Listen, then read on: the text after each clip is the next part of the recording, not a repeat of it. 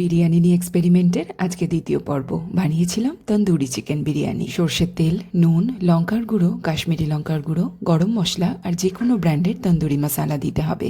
তার সাথে দেব জল ঝরানো টক দই, আদা রসুন বাটা।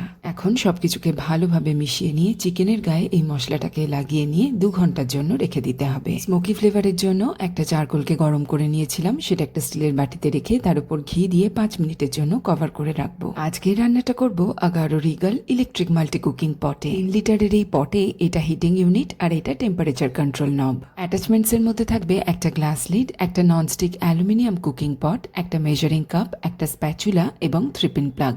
3-pin প্লাগটাকে সুইচ বোর্ডে লাগিয়ে ইলেকট্রিসিটির সাথে কানেক্ট করে নিতে হবে। 1200 ওয়াটের এই মাল্টি কুকিং পটে বিরিয়ানি ছাড়াও কিন্তু আরো বিভিন্ন রেসিপি বানাতে পারবে। বিরিয়ানির জন্য ভাতটা আগে করে নেব এবং সেই জন্যই আগে থেকে ভিজিয়ে রাখা বাসমতি চাল, পরিমাণ মতো জল, তেজপাতা, গোটা গরম মশলা, ঘি এবং নুন দিয়ে বসিয়ে দিয়েছি। প্রথম 10 মিনিট টেম্পারেচারটা মিডিয়ামে রেখেছিলাম, তারপরে জল কিছুটা শুকিয়ে এলে লোতে রেখেছিলাম আরো 10 মিনিট। দেখো কি সুন্দর ঝরঝরে ভাত তৈরি হয়ে গেছে, তলায় কিন্তু একটুও লেগে যায়নি। এখন ভাতটাকে একটা জায়গায় ঢেলে রেখে আবারও হাই হিটে দিয়ে সাদা তেল গরম করে নেব।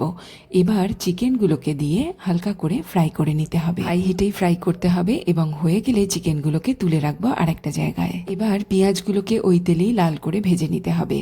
তারপরে দিয়ে দেব আদা রসুন বাটা এবং যে এক্সেস ম্যারিনেটটা ছিল সেইটা খানিকক্ষণ কষিয়ে নিয়ে অল্প জল দিয়ে দিতে হবে এবং তারপরে ভেজে রাখা চিকেনগুলো দিয়ে দেব। আবারও মিডিয়ামে রেখে প্রায় 15 মিনিটের জন্য রান্না করে নিতে হবে। চিকেন বেশ ভালোভাবেই সেদ্ধ হয়ে গেছে। কিছুটা একটা বাটিতে তুলে রেখে বাকিটার উপরে রান্না করে রাখা ভাতটা ছড়িয়ে দেব।